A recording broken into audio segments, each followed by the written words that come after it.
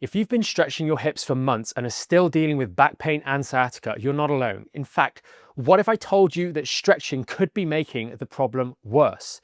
Because the hips aren't just tight, they're weak. And worse still, what you're doing, stretching them, might actually be pulling on the very injury that's holding you back. If you're new here, welcome. I'm Michael Fatika, the lead osteopath and spine specialist here at Back in Shape, and we help people across the UK and all over the world fix their back pain from home and get back in shape for the long term. And today, I want to share why your hips might be sabotaging your recovery and, more importantly, how to fix it the right way. Let's start with the basics. Your hips are meant to be strong and flexible, but most of us have lost both. Years of sitting, poor movement habits, and neglect leave the hips weak, tight, or sometimes even hypermobile. Flexible, but totally unstable. Now add in a lower back injury, especially the L4-5 and L5-S1 segments, the most common culprits, and you've got a recipe for a very vicious cycle. Why? Because those very nerves control the hip muscles.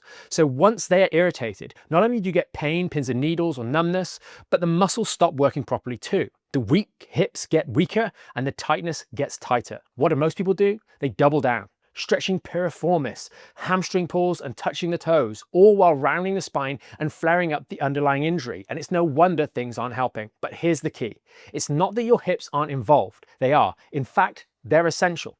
But the right approach starts with strength, not with more flexibility. And that means building real-world movements back into your body. Squats, hip hinges and step-ups, done properly with a neutral spine and control. They don't just build up hip strength, but they start to restore the basics of spine stability too. And when the hips are strong and the core is stable, the strain on your lower back reduces. Suddenly, putting on your shoes doesn't mean folding yourself in half, and you stop moving around like a cooked piece of spaghetti under the slightest pressure, buckling. And here's the exciting part.